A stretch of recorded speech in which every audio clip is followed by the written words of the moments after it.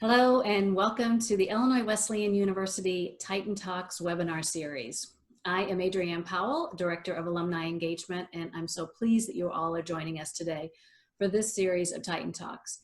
This month, our focus turned to creating dialogues that cause us to reflect on the inequities and injustices targeting the Black community by exploring topics such as institutional policies, the history of systemic racism in the U.S., personal experiences involving race, violence against Black men, and the economic racial gap. Through these Titan Talks and other programs, the Office of Alumni Engagement is committed to deepen our understanding of social justice issues. Now for some housekeeping items. All guests are muted. However, you are welcome to participate through the chat. There will be a brief Q&A after the conversation.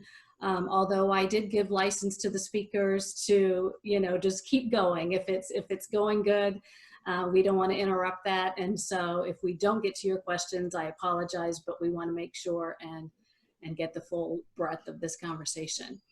But do please use the chat tool and I'll try to get to as many as possible. Also, in case you have to leave early or if you would like to share this, it will be recorded and posted later for future viewing. And now I would like to turn it over to Dr. Brandon Common, who will be introducing our speakers and leading the discussion. Dr. Common is the Assistant Vice President of Student Affairs here at Illinois Wesleyan. Thanks everybody for being here. You're on mute, Brandon. Okay. Yeah. Good afternoon, everyone. I'm so grateful and thankful to share this space with these two men and to engage in this conversation. African Americans and males, for the purpose of this conversation, are not a monolithic group. Our upbringings, our experience, our worldviews, our preferences in music, movies, etc., are as diverse as the plethora of hues present within the African American community. Nevertheless, despite our differences, our lives intersect because of the remnants of the original sin of this country and the ways in which that sin permeates every facet of life as an African American in this country. This conversation is so pertinent because we find our nation at a true tipping point. Although we are all witnesses, only time will tell if this is a moment that will change our nation, if people will see systemic racism for the problem it really is in this country.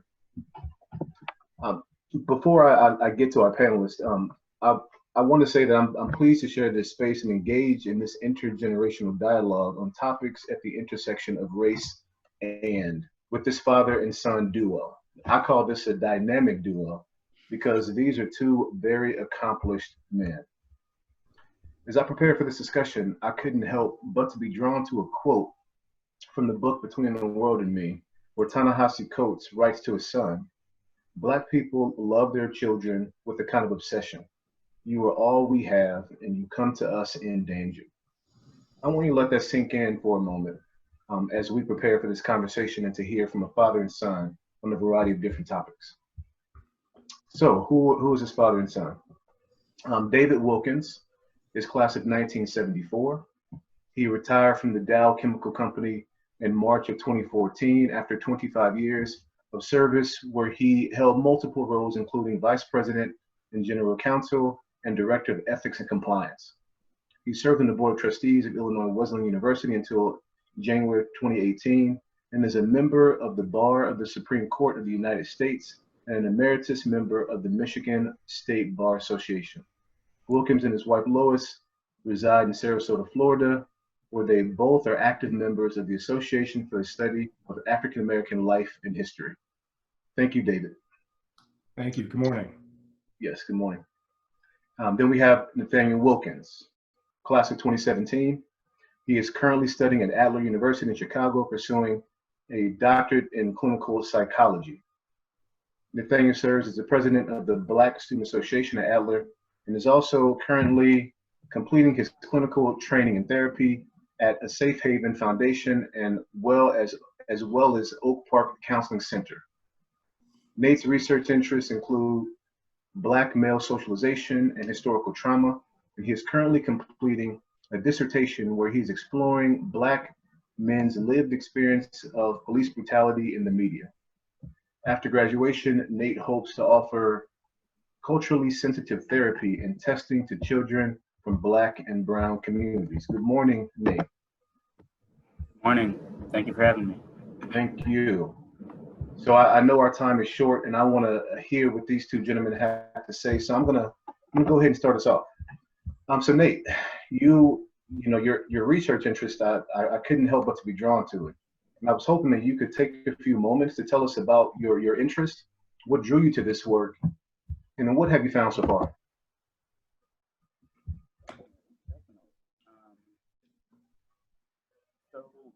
Over the past 2 or 3 years of my program, I'm now going into my 4th year of my psychology program.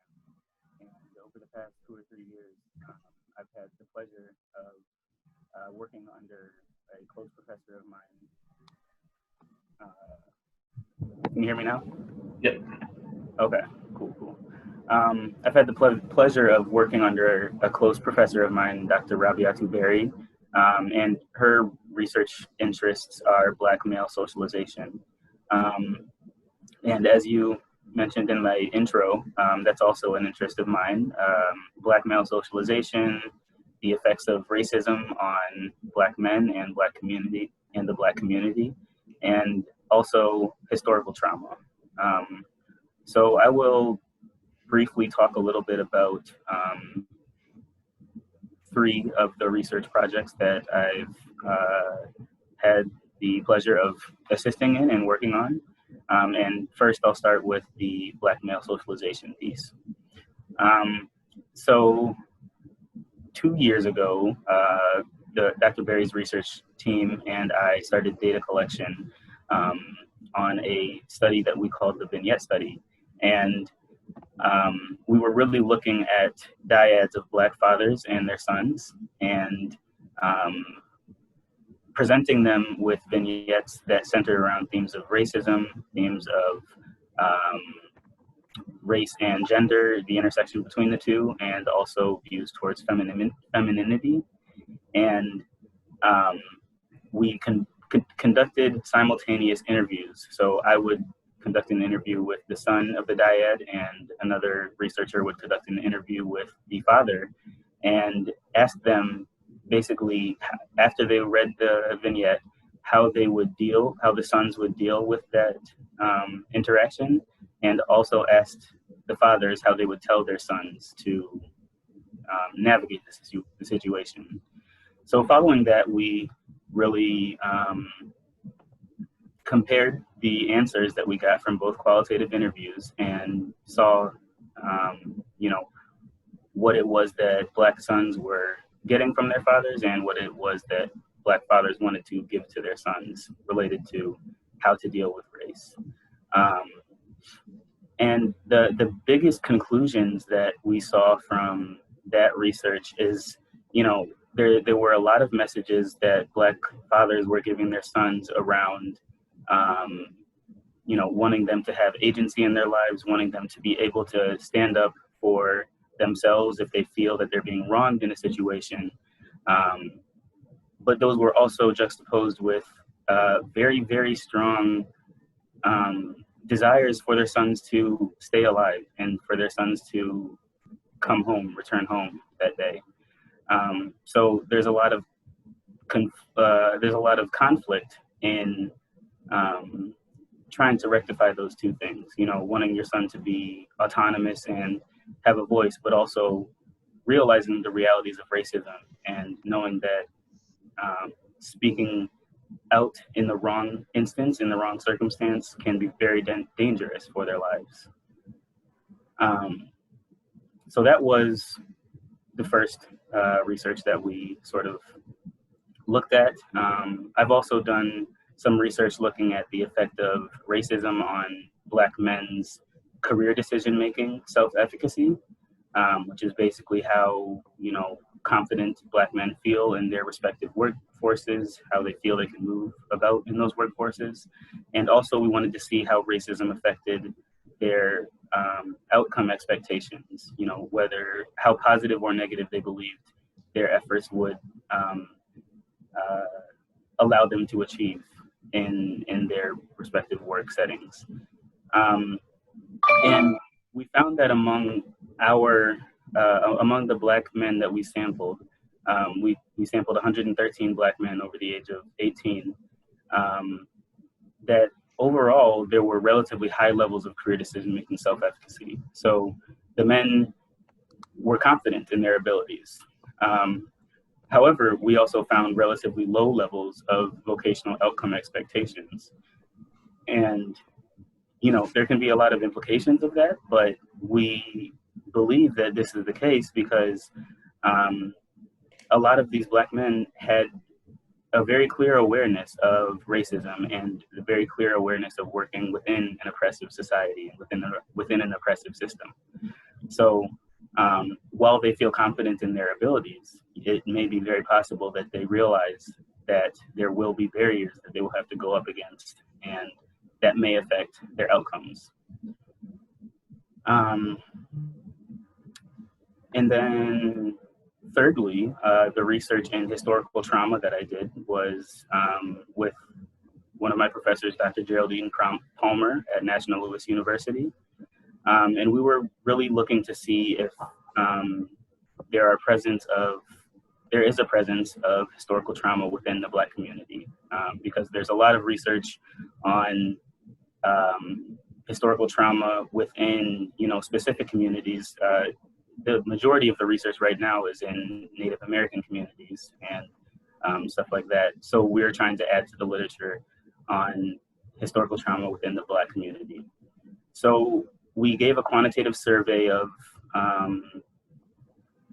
to 129 Black adults, over age of 18, and we looked at their historical loss associated symptoms. We looked at measures of internalized racism, measures of brief trauma questionnaire, and then also a demographic survey. And what we found was that based on the percentage of respondents who reported that they experienced historical losses and also symptoms of historical loss, some of those symptoms include depression, sadness, anxiety. There's some PTSD symptoms as well. Based on the number of people in our sample who reported that they were experiencing those, we do believe that that's strong evidence for historical trauma within the Black community. And we believe this research can be extended to show that being Black in America, being Black can possibly predict that you will likely experience some amount of historical loss in your lifetime. And we also looked at sort of how that loss can be transmitted. And there are public and private ways of transmitting this intergenerational trauma. So we found evidence that Black individuals get, stories private level from their, slave narrative told from generation to generation. We also Volume, Nick. Check the volume. Oh, can you hear me now? Yep. Okay. So yeah, there's evidence of these intergenerational trauma narratives being transmitted via private methods like stories told through the family. Even they can be like personal experiences from the parents telling their kids, or personal experiences of the kids, interactions with the police, things like that. And they also are transmitted in a very public way when we see images of slavery and depictions of the civil rights movements and stuff on TV, in the media, when we see Black men being killed in the media. These are all forms and ways that historical trauma is transmitted throughout the Black community. So that was briefly three of the research projects that I've been participating in, and they're definitely ongoing still. So yeah, I hope to have more information for you, but that's kind of what I've been working on. Okay, that's great. Thank you, Nate. That is some fantastic research, and it is very timely. And the reason why I say timely is because you dropped into my first question. A lot of people are coining this a new civil rights movement. When we think about what's happening in our country, the protests that have been happening lately, I think it intersects a lot with the work that you do. When you think about the historical trauma piece and people talking about the trauma that has happened because of the amount of deaths of innocent Black people at the hands of various individuals. And in the case of the latest one that has received the most attention, George Floyd, at the hands of a police officer just over a month ago. Charles Below wrote a New York Times op-ed piece, and it was titled "Destructive Power of Despair." In that piece, he says the protests are not necessarily about Floyd's killing, but about the savagery and carnage that his death represents. The nearly unchecked ability of the state to act with impunity in the oppression of Black bodies and the taking of Black life. And I see that intersect a lot with your work, Nate, and what you're doing, in the ways in which, just being a Black male or a Black person in this space lends itself to trauma in some ways. I'm interested, David, in your perspective on this, because a lot of times when these conversations come up, and the things that Nate talked about, the relationship between the father and son that he's looking at in his research, when these conversations come up, we talk about that idea of the talk. And so I'm interested in what role do you feel the talk plays in the Black community? And as a father of 3 sons and 1 daughter, have you had the talk? And then also, do you remember being a recipient in any way of the talk? Great. Thank you. Thanks, Dr. Kamen, and thanks for the invitation. I could have listened to Nate for the entirety of our hour, but Yeah. Yeah, we've had the talk. It's been generational in our family. David, our oldest son, is born in 1980. He's 40. Sam and Nate were born in 94 and 95, respectively. Trayvon Martin was murdered in 2012, and Sam and Nate were 17 and 16. So the context of the talks have changed as the circumstances, and so you can imagine the impact of the imagery of that horrendous act.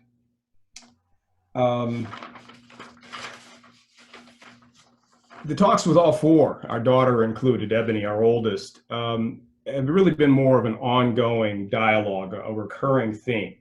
And I credit my wife, their mother, Lois, who's a 75 IWU grad, with her constancy of purpose. Much of my time, as you can imagine, during their growing up, might have been on the road on an airplane someplace in the world. She gave up her career principally because we were moving to Dow's headquarters, which was a predominantly white community, and then being moved by Dow to other predominantly white communities. She was keenly aware of the need to protect her 4 Black young people, as was I. And so again, the talk wasn't one event. It wasn't around you're getting your driver's license and you need to know these things. The talk was an ever-present conversation about being young Black people in a nation that treats young Black people, whether they are in a predominantly white middle-class community or they are in an inner city, with often utter disregard and deathly disregard. Our talks were always also very much Christ-centered.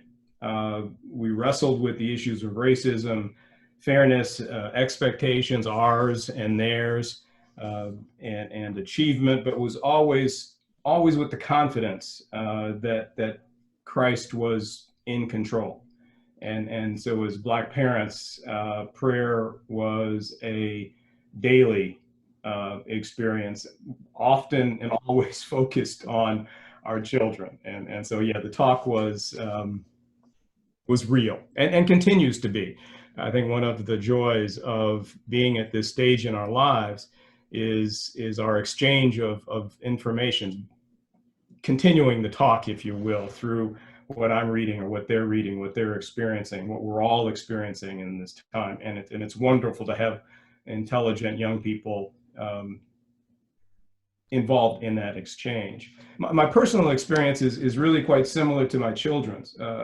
My family, my parents moved my three brothers and I to a predominantly white community.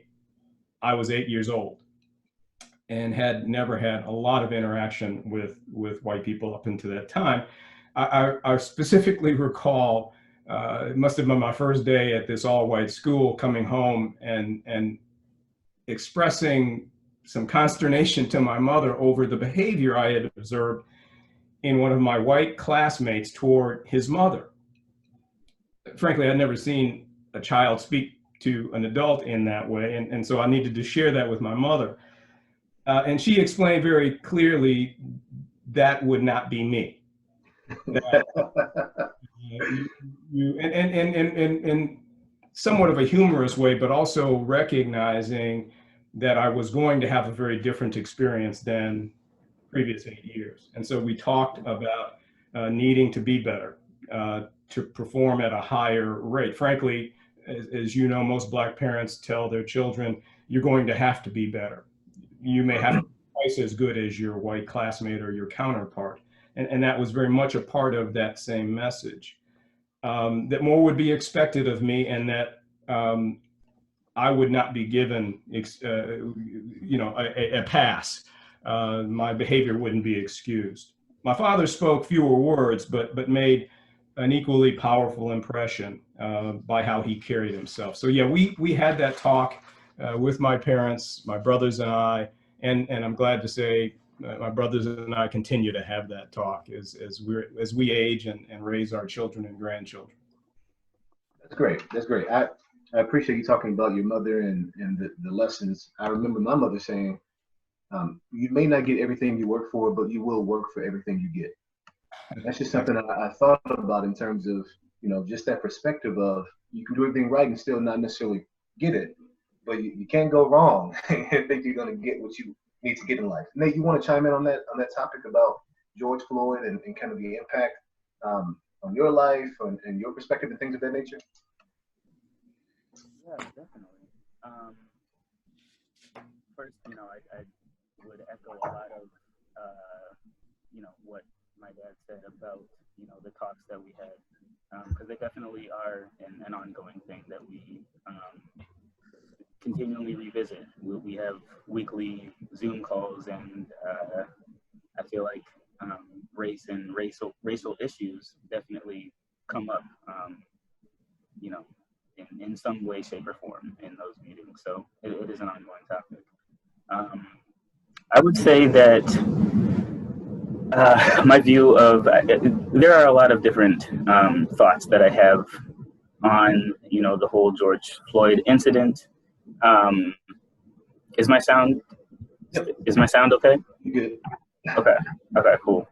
I think when we talk about the impact of this incident on the Black community, I specifically think back to what I was talking about earlier, about historical trauma and this experience of, specifically the experience of watching a Black man be suffocated for almost 9 minutes on screen. Experiences like that is a very intense re-experiencing trauma. You went back out. Okay. How about now? Yep. Okay.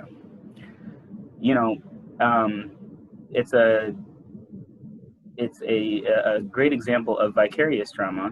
Maybe it's not the case that we're directly, being killed, but seeing that has a huge effect. And in a lot of cases, there's research to show that vicarious trauma can have similar and in some cases more effects on individuals depending on their resiliency and strength levels. So, I think that with us seeing these murders on the news, possibly being traumatized by our own interactions with the police. You know, I also have, I've had the experience of being one of few Black people in a lot of my classes, often occupied by majority white individuals.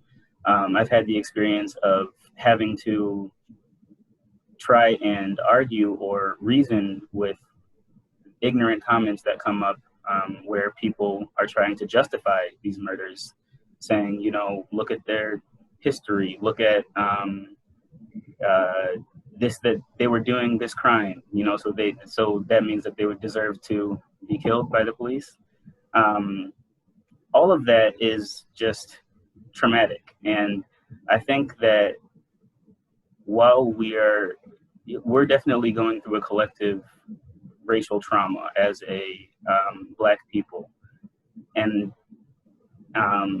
you know, while this particular instance was extremely painful,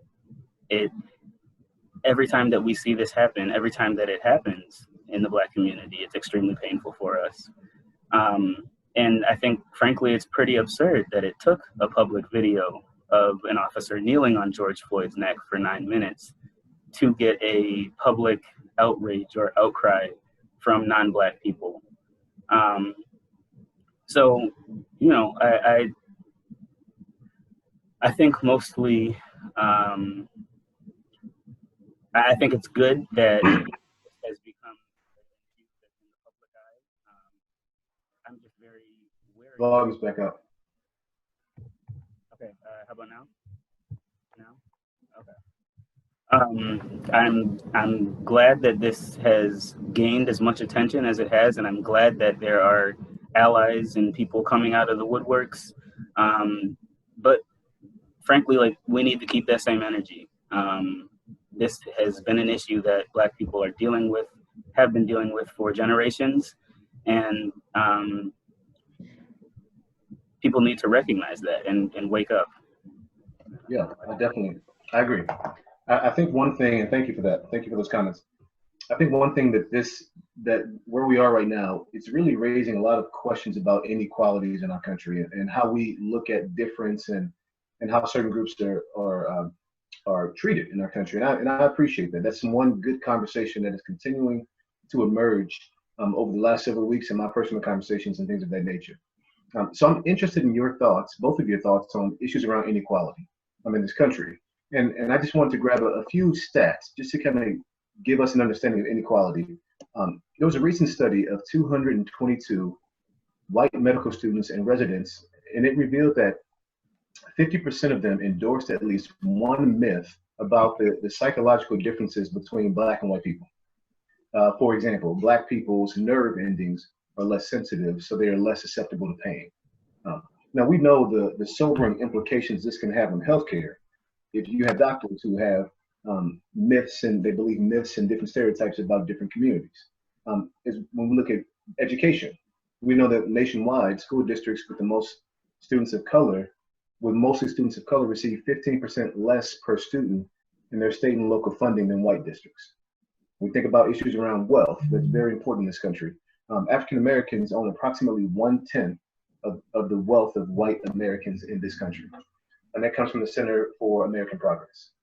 So David, I'm interested. You've worked as a director of ethics and compliance. You practice law. I'm interested in your thoughts about the inequalities in this country, how it's maybe been present in your professional work. I'm just interested in your thoughts broadly about it. Yes, Brandon, I thought of two experiences from my career. As a private lawyer, I had an opportunity to defend or really to prosecute a case on behalf of a Black family trying to move into a white neighborhood west side of Chicago. So this is under the Federal Fair Housing Act. Is early in my career, and it's memorable because too many details to go into today. But Chicago, so this was 1978 or something like that, 1980. So early in the career, and Chicago today still remains one of the most segregated cities in the world. And I was struck, even in picking the jury for that, and this is a federal court in Chicago, picking the jury for that case, I could see the expressions as we did the voir dire. So this is selecting out mostly white jurors. And I eliminated 3 people who I knew by their reaction to me and their reaction to the nature of the case, these were not going to be good jurors for us, right? So we got them off.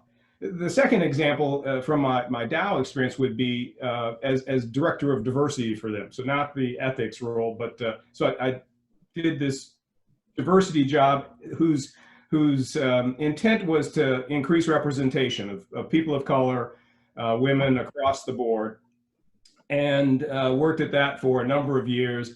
And there's been some progress. We've got a young person who in the role today who's doing a phenomenal job.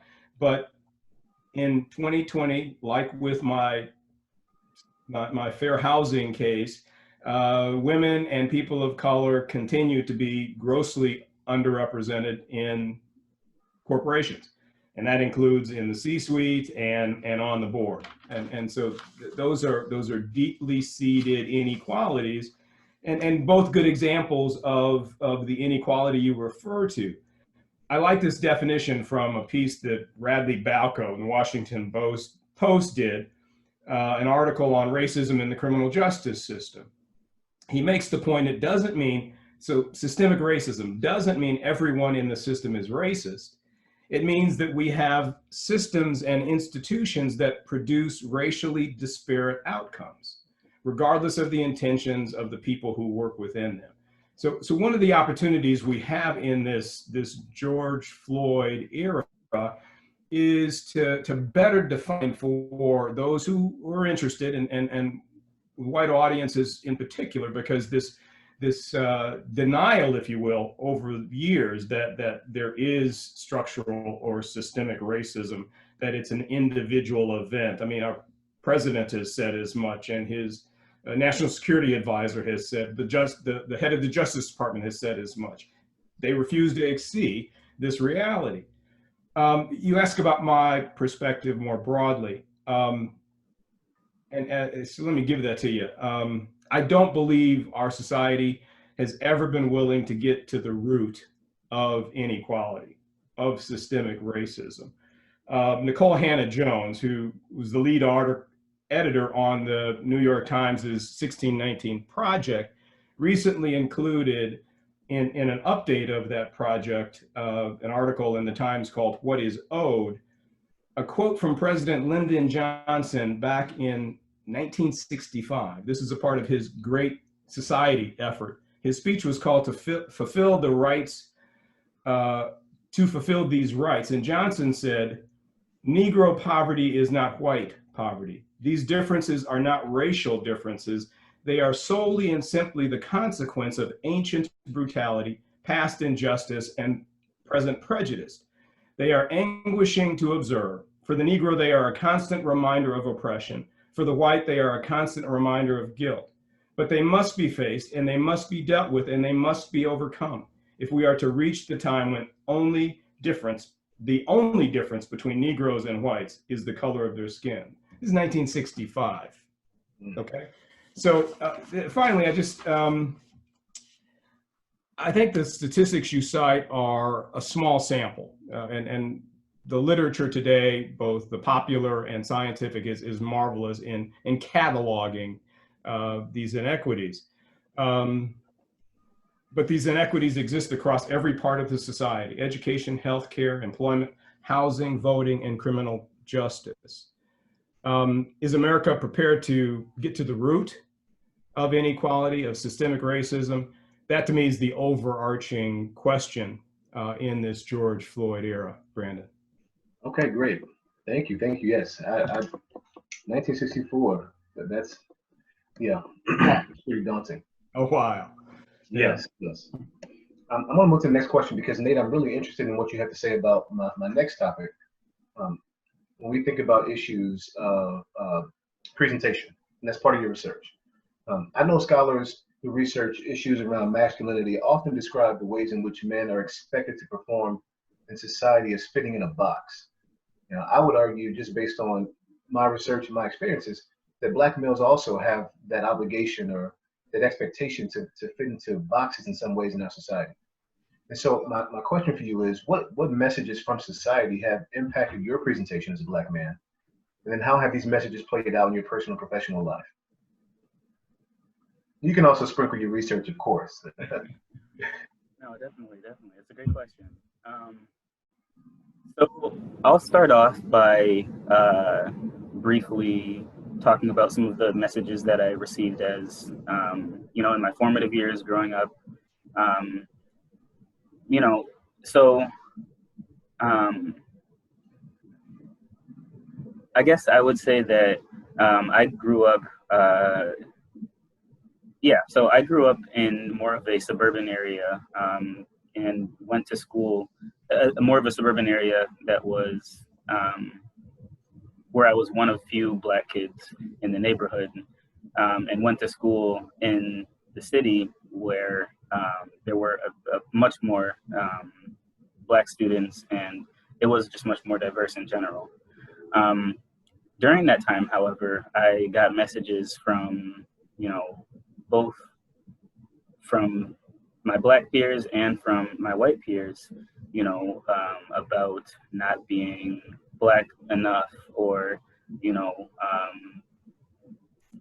not being Black because of, you know, the way that I dressed or the way that I talked, the way that I, you know, just presented myself, where I was from. And, you know, I think that was a product of a lot of the messages that are given in the media of, you know, what it means to be Black. So that, I say that to say that that was a part of my my own development of my identity as a Black man, because as I've had more experiences, you know, throughout college, throughout traveling the world, throughout graduate school, I have really come to realize and accept the diversity within the Black community. You know, like what you were saying at the beginning of the talk, you know, we are not a monolith, and I think that part of the Black identity development. Can you hear me now?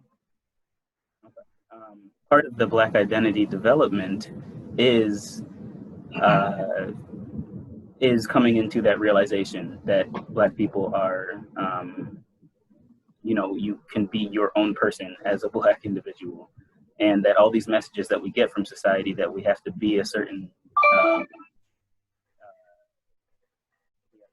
talk a certain way, dress a certain way. Back to here. Okay, how about now? Yep. Okay.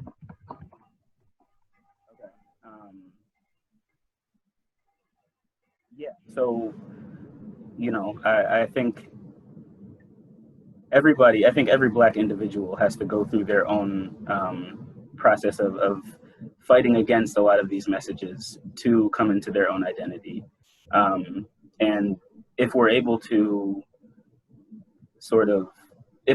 accept that and realize that, you know, I think we can start to fight against a lot of the messages that we do see being reinforced in the way that we socialize our young Black men and young Black people in general.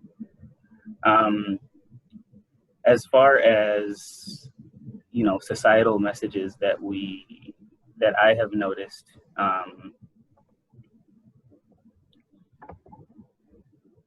I'm also doing, so my research right now, my dissertation topic is on, you know, how Black men are portrayed in the media following being killed by a police officer or just following their death.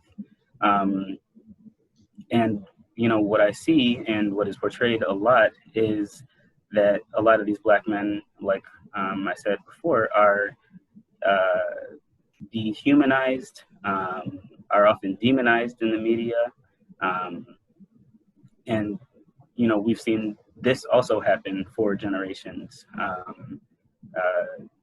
even from portrayals of the earliest portrayals of Black people in the media with Birth of a Nation, you know, Black men as savages. And, you know, these are just messages that we constantly receive and get. And we have to individually and collectively fight against those messages. So, you know, I luckily was able to have parents who were able to address these issues with me and tell me that these are things I'm going to be fighting against.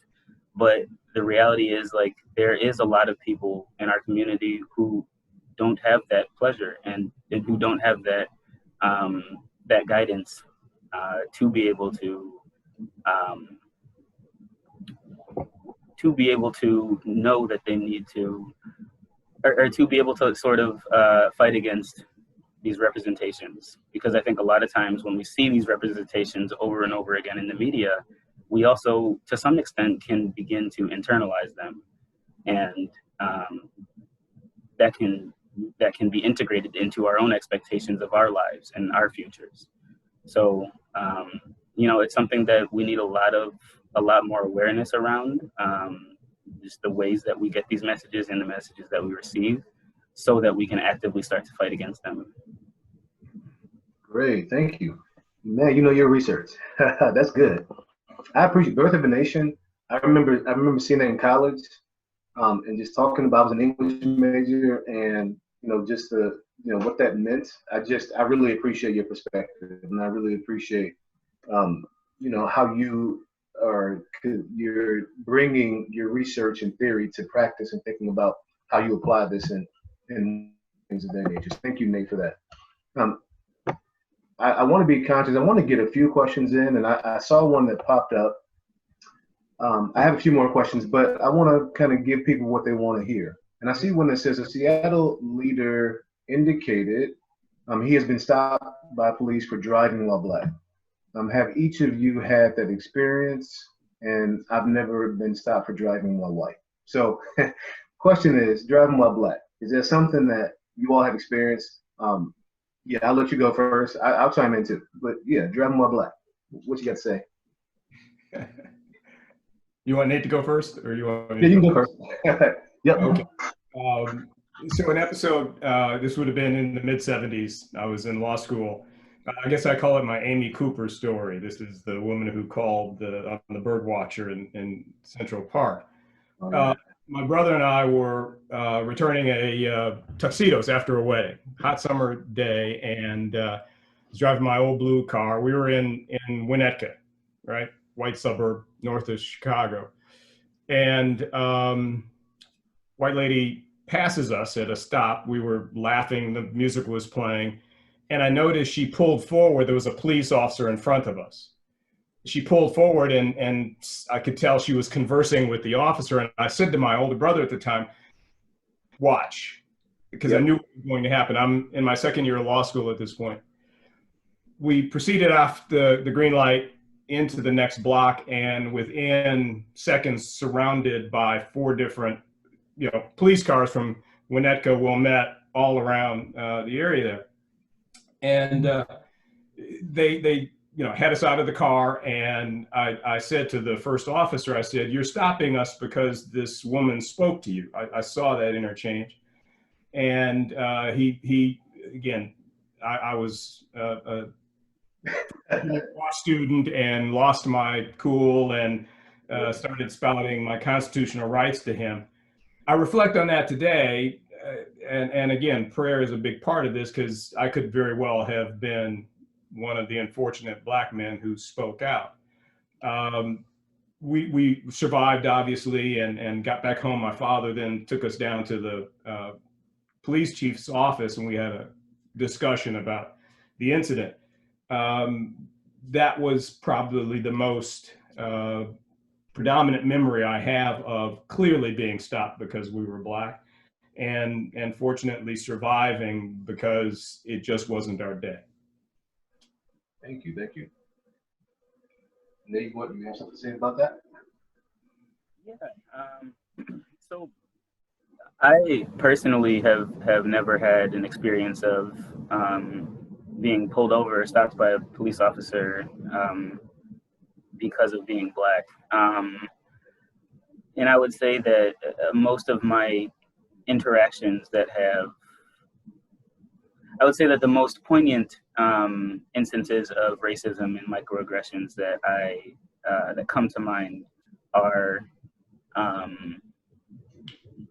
just that, are microaggressions. You know, some either comments that I encounter in the classroom, you know, after presentations that I've given, being told that I'm a credit to my race because of, you know, how I talk, or different things like that, which implies that, you know, Black people can't be articulate. Black people can't express themselves in a productive way. Just, you know, comments about my athleticism, just a lot of different experiences like that would really encapsulate my personal microaggressive experiences. I will say that I know a majority of my Black friends who do have their own experiences being pulled over and stopped by police officers because they're Black, but I have not myself experienced that, thankfully. That's great. Well, and thank you. That is equally as important. It doesn't have to be a stop. Like you said, the microaggression piece, that is equally as important, and it tears away at you over time. I'll give a quick story. It was actually a walking while Black. And it was here on campus. It was, I was on campus. It was I don't know, so I think it was a Sunday. We had a candidate on campus interviewing for a position, and I'm walking behind Holmes Hall. So Park Street is right there, and I'm on the phone with a friend who happened to be an attorney, and we're talking. I'm just waiting because students are talking to the candidate who's in the office. You know, I have dress pants, you know, button-up shirt, tie. I'm just passing time and talking to my friend, and I see a police car drive down Park, and okay, then he turns back around, and I'm talking to a friend who's an attorney. I say, hey, he's about to come over here. I just know he is. And he's like, no, he's not. He's cool.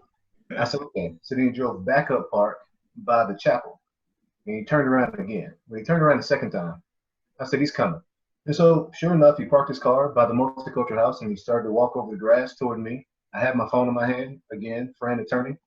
I said, I'm gonna put my phone down. You stay on the phone, and just in case, you know, he's in Illinois. So I'm like, you're my attorney now. So you're gonna talk to this guy. He walks up and he, you know, politely asked me if I was lost and what I was doing on campus. And, you know, I was ready, similar to to you, Dave. I ripped off. I said, I am Dr. Clement, blah, blah, blah. And I told him, you know, I know the administrator's here. I wanted to give over the amount of information just to let him know that I was supposed to be in this space. And he was apologetic, and he left, and I never know why he stopped outside of asking me if I was lost or what I was doing on campus on a weekend day. I think it was a Sunday. So that was a walking while Black. And, you know, my friend stayed on the phone the whole time, and I got back home, and I said, I told you. I knew that. That was just going to happen. So, yeah. But I appreciate the story, Nate, because it tells how this looks. It looks different. Not everybody has the same story, but we all have stories. Yes. You're a 10. I'm sorry. I'm agreeing. Yes. Oh yeah. Adrienne, we have 10 minutes, so I want to be conscious of our time, and I wish we could talk for a few hours, because I really do appreciate the perspective of you two Black men. I appreciate your perspective. Nate was a student here since I've been here, and so it has just blown my mind to hear you talk and how you're doing your research. I mean, this is just great. I want to read whatever you write when you start publishing articles and writing books and things. Definitely, you need to come back here and talk to our students more. But I do want to be conscious of our time. And so do we have time for one more question, or can we address one more? Because I think this is important. The intergenerational piece. The question says, what do you say? Yes, go ahead and ask. Yes.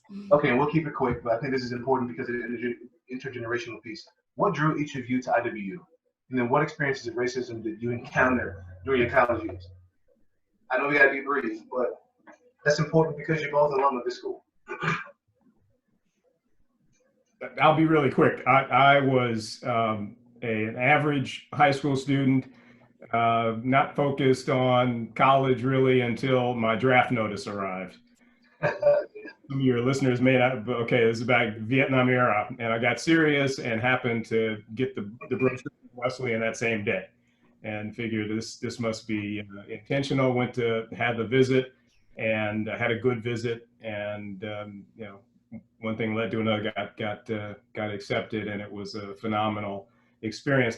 There were obviously racial episodes. My most memorable remembrance of Wesleyan, after meeting the love of my life, of course, are two professors, Bob Bray and Paul Bushnell. They helped me craft direction, a interdisciplinary study program in American studies, and that's why I love history and literature today. They saved me from whatever else might have happened simply by their care and direction of my scholarship, and they were good friends and still are. That's great. Yeah, so I was looking at a number of schools going off to college, and initially I initially did not want to go to Wesleyan because just knowing that both my parents went there, knowing that there would be expectations, I would have to know people, you know, all that stuff. But, you know, I was also looking to play lacrosse, and I had gotten reached out to by Coach Iannucci, and throughout all that, I decided to go to campus for a visit. And I had been to campus before for, I'd done a couple cello and chamber music camps. So I knew of the music school, and I was very comfortable there. But just having that experience, you know, realizing that I was going to be on a good lacrosse team, you know, knowing that I would have that camaraderie, I was like, okay, you know, Wesleyan is probably will be a pretty good space where I can both get my education, but also pursue a lot of the extracurriculars that I wanted to do. So that's how I came to recognize that Wesleyan would be a good fit for me. And yeah, you know, there are definitely instances that I went through.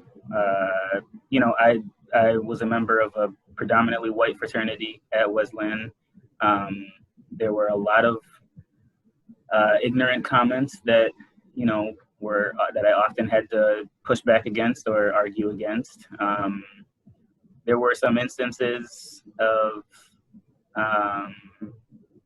you know, a lot of instances of feeling isolated as, you know, one of the only Black people in a lot of the spaces I was in. And this, you know, not only in an academic setting, this presented itself socially as well, at parties and things like that. And I don't necessarily want to get too much into those experiences because this is not a processing group. But yeah, you know, there were definitely a lot of them. And I think I think while I remember my parents telling me a story about walking past a certain fraternity house on campus and, you know, having slurs yelled at them during their time at Wesleyan. And, you know, I think while racism doesn't look that overt in a lot of circumstances, like I was saying earlier, you know, it presents itself in a lot of these smaller microaggressions and stuff that often flies under the radar. So that's what I would have to say about, you know, my own experiences at Wesleyan. I think I will say there are plenty of sensitive people at Wesleyan that I've met who treated me well, but it being a PWI, there being a lot of privilege, there was also a lot of ignorance that I encountered and had to push back against. Thank you. Thank you. Mr. Wilkins and Mr. Wilkins, I sincerely thank you for your time, for your perspective, for your honesty, for your truth, for your thoughts. I thank you for sharing this space. Like I said, I wish we could talk for forever about this, but I do thank you. So Adrienne, I'll pass it back to you. Thank you, Brandon. Yeah, thank you, gentlemen, so much. This was a really valuable conversation. I really appreciate your time. Nate, we are really glad that you followed your parents' footsteps and became a Titan. Yeah. It, you know, probably wasn't easy all the time. And, you know, you're right that, you know, maybe the racism wasn't covert, but it's just as harmful. And so I really look forward to following your research and your path.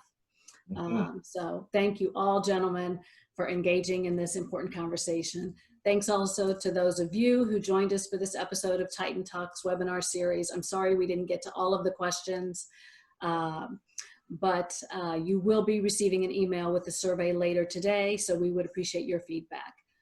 For additional information about upcoming Titan Talks, be sure to visit the link on the screen. Everyone stay safe, healthy, and vigilant. Thanks so much.